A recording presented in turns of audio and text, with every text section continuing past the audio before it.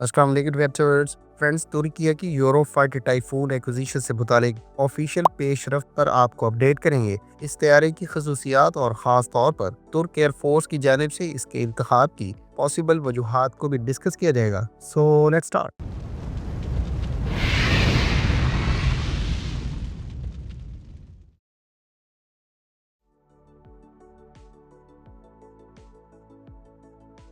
Friends, NATO کی support and procurement agency یعنی NSPA نے ترک ایئر فورس کے لیے 40 یورو فائٹر ٹائفون سے متعلق اسپیئر پارٹس کے لیے ریکویسٹ فار پرپوزل جاری کیا ہے۔ NSPA کی جانب سے جاری کردہ اس ٹینڈر کے مطابق 4 مینوفیکچررز کو اسپیئر پارٹ سے متعلق پرپوزل سبمٹ کروانے کا کہا گیا ہے اور اس کے لیے 14 فروری 2025 کی ڈیٹ مقرر کی گئی ہے۔ اس ڈیولپمنٹ کے بعد یہ بات وثوق سے کی جا سکتی ہے کہ ترک ایئر فورس کے لیے 40 یورو فائٹر ٹائفون کی ایکوزیشن کا مرحلہ صحیح رفتار میں پروگریس کر رہا ہے۔ ترک ایئر فورس نے ٹوٹل 40 یورو فائٹر ٹائفون اپنے فلیٹ کو ماڈرنائز کرنے کی غرض سے اب سے کچھ عرصہ پہلے ایکوائر کرنے کا فیصلہ کیا تھا۔ NSPA کی جانب سے جاری کردہ اس ڈاکومنٹ کے مطابق 4 ڈیفرنٹ کیٹیگریز میں ٹوٹل 250 سیپریٹ آئٹم سے متعلق ریکویسٹ فار پرپوزل جاری کیا گیا ہے اور اس میں یورو فائٹر ٹائفون کے اینڈ یوزر کا بھی تذکرہ کیا گیا ہے۔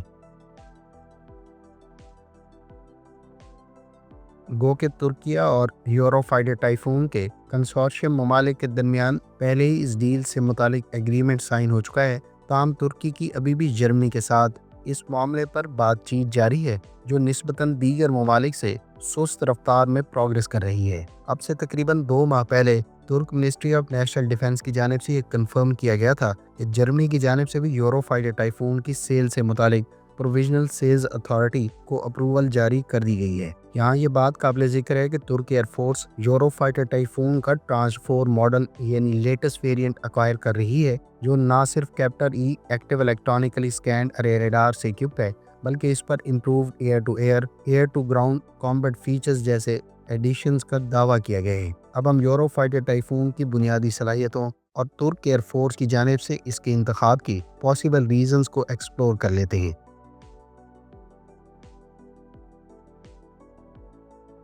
کان 5th generation combat aircraft کی ڈیولپمنٹ اور F-16 کے ہوتے ہوئے یورو فائٹر ٹائفون کی ایکوزیشن کی وجوہات کے بارے میں آپ میں سے بہت سے افراد کی جانب سے پوچھا جاتا ہے۔ میرے مطابق ترکیہ کی جانب سے یورو فائٹر ٹائفون کے انتخاب کی 4 بنیادی وجوہات ہو سکتی ہیں۔ پہلی، کیپیبلٹی گیپ کو برج کرنا ہو سکتا ہے کیونکہ کان 5th generation combat year craft 2030 کے بعد دستیاب ہوگا، لہٰذا اس دورانیہ میں ترکیہ کو ایڈوانسڈ کامبیٹ ایئر کرافٹ کی کمی کا سامنا ہے، جبکہ یورو فائٹر ٹائفون اس سٹاپ گیپ کے دوران ایئر سپیریورٹی کو مینٹین اور انہینس کر سکتا ہے۔ دوسری بڑی وجہ ایئر فورس ماڈرنائزیشن ہو سکتی ہے۔ ترکیہ کے زیر استعمال زیادہ تر F-16 پرانے ماڈلز کے ہیں اور پرانی ٹیکنالوجی کے حامل ہیں، گو کہ ان میں سے کچھ کو ماڈرنائز کرنے کی کوششیں جاری ہیں، تاہم اس میں وقت لگے گا۔ ادھر Eurofighter Typhoon advanced radar, avionics اور ویپنز کے ساتھ ساتھ جدید اکوپمنٹ سے لیس ہے۔ یہ طیارہ ترک ایئر فورس میں انڈکشن کی صورت میں اس کی ایریل کیپیبلٹیز کو انہینس کر دے گا۔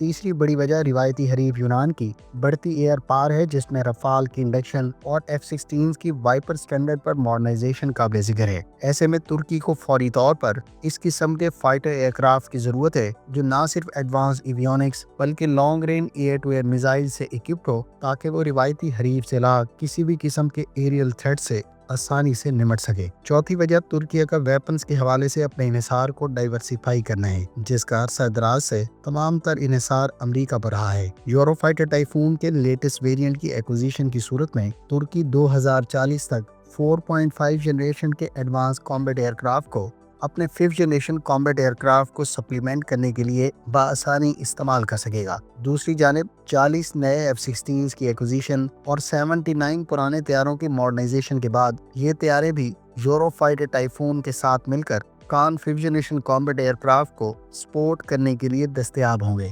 جبکہ باقی ماندہ F-16 2030 کے بعد مرحلہ وار ریٹائر ہونا شروع ہو جائیں گے۔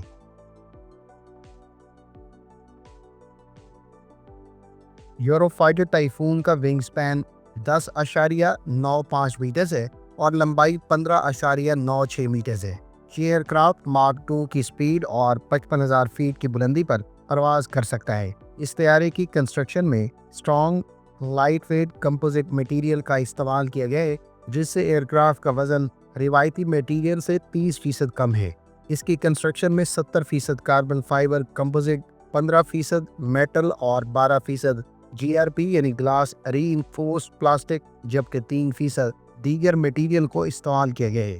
ट्विन इंजन इस एयरक्राफ्ट पर टोटल 13 हार्ड पॉइंट्स ऑफर किए जा रहे हैं। यही वजह है कि एक ही मिशन में ये aircraft air to ground role के लिए कॉन्फ़िगरेशन के साथ स्विंग रोल फाइटर जेट करार दिया जाता है।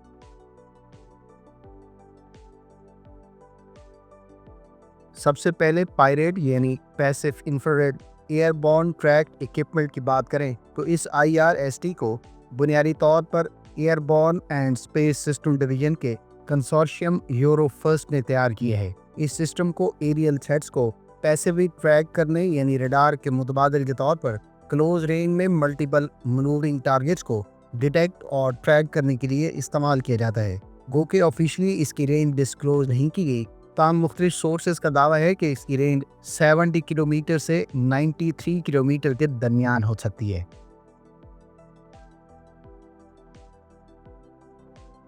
यूरोफाइटर टाइफून के लिए तैयार किया जाने वाला कैप्टर रडार अपनी क्लास का सेकंड बेस्ट रडार करार दिया जाता है।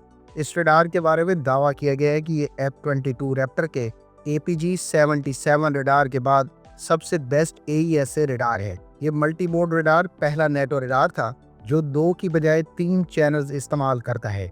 तीसरा चैनल खास तौर पर सेल्फ प्रोटेक्शन रोल में इस्तेमाल किया जाता है। इसको ब्लू विक्सन रडार के सक्सेसर के तौर पर तैयार किया गया था।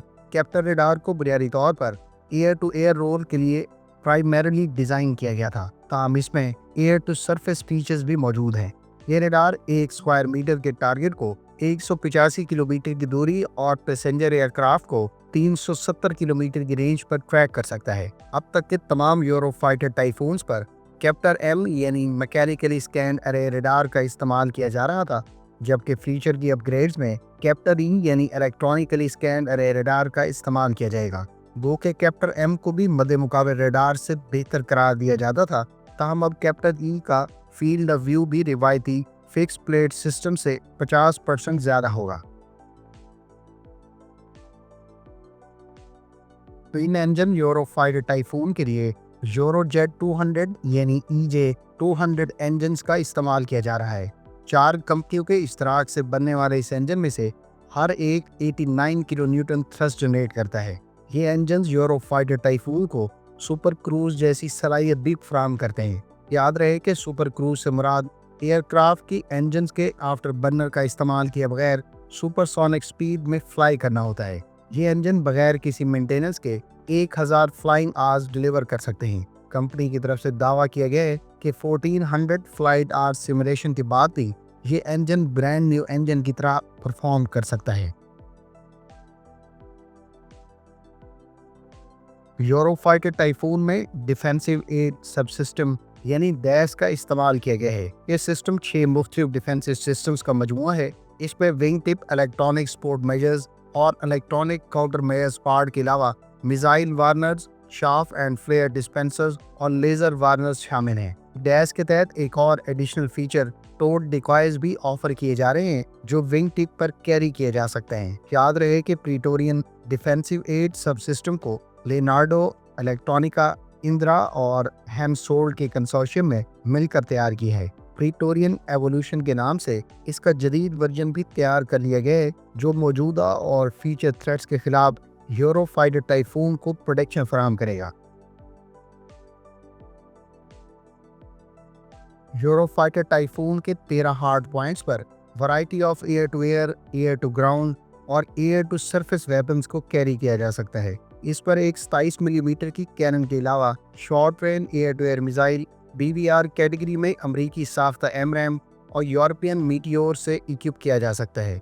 वाज़ेह है कि शॉर्ट रेंज में यूरोफाइटर टाइफून पर इस्तेमाल होने वाला SRAM यानी advance short range air to air missile की रेंज 25 किलोमीटर, जबकि अमरीकी साख्ता साइड वाइंडर भी यूरोफाइटर टाइफून पर इस्तेमाल किए जा सकते हैं। BVR कैटेगरी में AMRAAM की रेंज 120 और मीटियोर की रेंज 160 किलोमीटर बताई जाती है। एयर टू ग्राउंड वेपन्स में भी यूरोफाइटर टाइफून को अमरीकी साख्ता पेवे 2 और पेवे 4 के अलावा ब्रिटिश ब्रिमस्टोन से भी लैस किया जा सकता है। दीगर स्मार्ट बॉम्ब्स के अलावा typhoon variety of stand of missiles carry कर सकता है, जिसमें ब्रिटिश साख्ता स्टॉर्म शैडो या फिर जर्मन साख्ता टॉरस के अलावा बोइंग के तैयार करदा स्मॉल डायमीटर बॉम्ब्स और एंटी शिप क्रूज मिसाइल्स काबिल ज़िक्र हैं।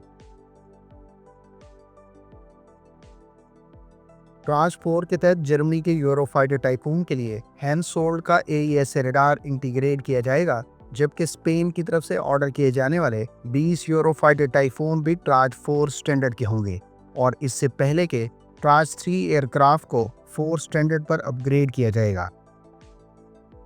फ्रेंड्स, उम्मीद है इस वीडियो से आपको तुर्क एयरफोर्स की जानिब से यूरोफाइटर टाइफून की एक्विजिशन से मुतालिक लेटेस्ट अपडेट और इस तैयारे के इंतखाब की पॉसिबल वजूहात के बारे में बहुत कुछ जानने का मौका मिला होगा। मिलते हैं नेक्स्ट वीडियो के साथ। अपनी दुआ में याद रखिएगा। अल्लाह हाफिज़। पाकिस्तान जिंदाबाद।